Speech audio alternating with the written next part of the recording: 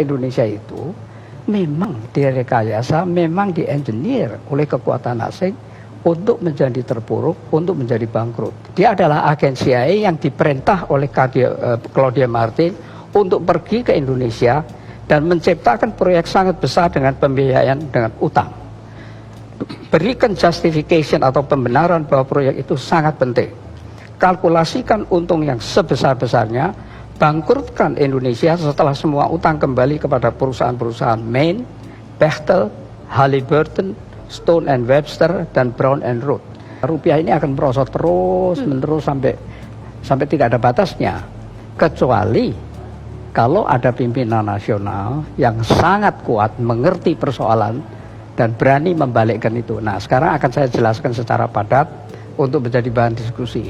Pertama-tama, saya ingin mengadakan perbandingan dengan beberapa negara tetangga. Itu pun saya pilih, bukan ASEAN sembarang, saya pilih saja ya.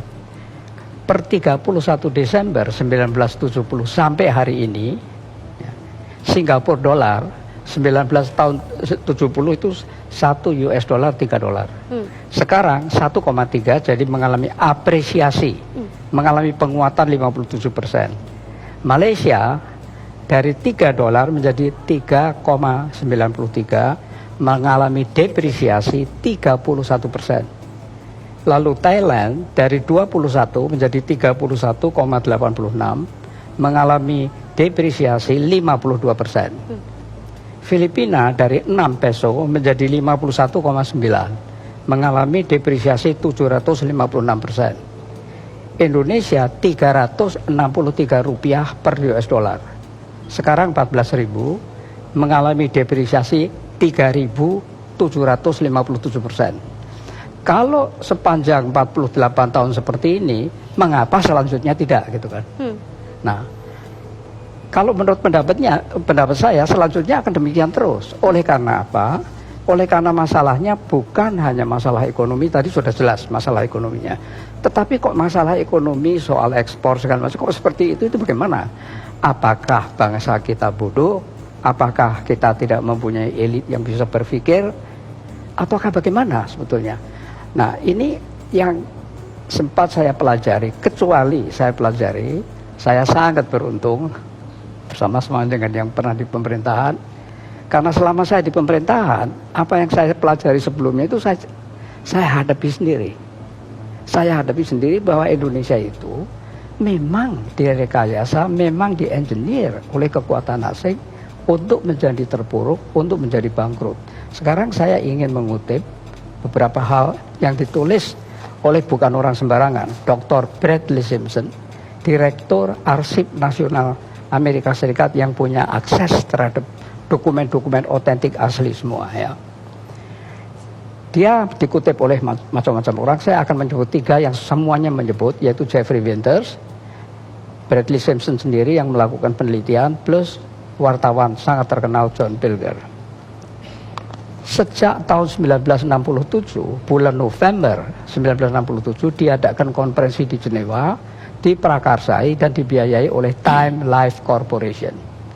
Di sana delegasi Indonesia dipimpin oleh Pak Sultan Hamengkubuwono ke-9 dan Pak Adam Malik. Mereka adalah pimpinan yang tertinggi untuk kalau tidak mereka tidak mau bicara. Tetapi di bawahnya itu kan tim ekonomi, karena yang dibicarakan ekonomi itu lengkap sekali. Wijoyo, Didi Sastro, Muhammad Sabti, Subroto, semuanya lengkap dan sudah menteri semua. Tetapi counterpartnya tidak ada menterinya. Counterpartnya itu Bank Dunia, IMF, Bank Pembangunan Asia, dan pengusaha-pengusaha besar raksasa di bawah pimpinan David Rockefeller. Nah, kemudian sebelum itu nanti saya ulas peran CIA. CIA mempunyai salah satu pemimpin wanita yang namanya, atau eksekutif wanita yang namanya Claudia Martin. Claudia Martin memberi perintah kepada John Perkins, seorang pegawai dari perusahaan swasta di Portland, yang namanya perusahaan itu Main, MIN. Tapi itu cuma kedok. Dia adalah agen CIA yang diperintah oleh Claudia Martin untuk pergi ke Indonesia dan menciptakan proyek sangat besar dengan pembiayaan dengan utang. Berikan justification atau pembenaran bahwa proyek itu sangat penting. kalkulasikan untung yang sebesar-besarnya, bangkrutkan Indonesia setelah semua utang kembali kepada perusahaan-perusahaan Main, Bechtel, Halliburton, Stone and Webster, dan Brown and Root. Katakan bahwa proyek ini akan meningkatkan PDB tanpa peduli siapa yang menikmati. Katakan juga bahwa PDB bisa naik oleh satu proyek saja yang besar. Oleh karena definisinya memang demikian. Buat pengusaha yang terkait senang dengan memberikan komisi, imbalan lain, dan kenikmatan-kenikmatan lain, antara lain fallback position. Kalau kesulitan di Indonesia akan ditampung di IMF, World Bank, dan sudah ada buktinya kan. Ya. Nah kalau utang menjadi permanen dengan cari lubang tutup lubang, Indonesia akan menjadi target yang empuk kalau Amerika Serikat membutuhkan favors, termasuk basis-basis militer, suara PBB atau akses pada minyak, dan sumber daya alam lainnya. Yang mengatakan ini semua bukan saya. Yang mengatakan ini John Perkins dalam bukunya The Confessions of an Economic Hitman, ditambah Brad Jensen segala macam. Maka kenyataannya apa? Kenyataannya sejak itu terjadi hal yang sangat aneh. Bagaimana ekonom-ekonom yang begitu hebat bisa melakukan hal-hal seperti ini? Sejak 67, ya, utang itu tidak disebut loan, akan tetapi disebut bantuan, aid. Ya. Utang di dalam APBN tidak disebut utang luar negeri, tapi disebut pemasukan pembangunan. Dan itu tertulis. Ya. Selama 32 tahun tertulis seperti itu. Ya. Terus kemudian nanti saya, nah terus dalam konferensi Jenewa November 67 itu sudah semuanya sudah dihabisin. Kita bicara Freeport seolah-olah baru belakangan.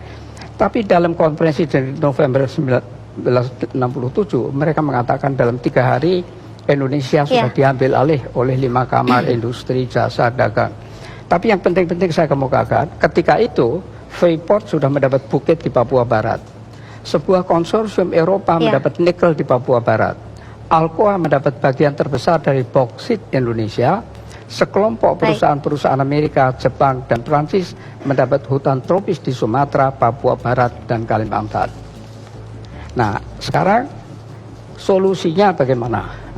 Kalau kita mau mencari solusi, kita mesti membedakan antara 2 hal, yaitu keunggulan itu ada 2, keunggulan komparatif atau keunggulan kompetitif.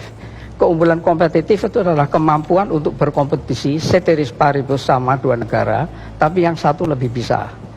Kompetitif kita tidak punya. Tadi sudah disebut, kita tidak punya itu sama sekali pada umumnya, tidak pernah punya. Dibuat sampai tidak punya, atau memang tidak mampu betul, saya tidak tahu. Jadi ini memang dibuat terus menerus seperti yang saya katakan tadi, supaya terjerat, supaya menjadi target, karena Indonesia ini besar dan kaya. Nah sekarang tadi saya baru bicara mengenai komparatif dan kompetitif. Ya. Kompetitif tidak mampu, sebabnya perlu kita cari kenapa kok tidak mampu. Nah kalau komparatif itu karena tidak ada usaha manusia. Secara natur, secara alamiah Indonesia itu sudah diuntungkan. Jadi secara perbandingan sumber daya alam, dan ini yang aneh, mengapa diberikan kepada asing? 90% tadi seperti yang dikatakan. Jadi solusinya bagaimana? Solusinya nomor 1, mesti berani berbicara dengan negara kreditor, rescheduling atau haircut.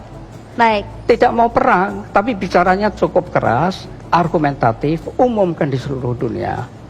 Itu 1. Kedua adalah mengenai kontrak dari sumber daya alam mineral yang mahal.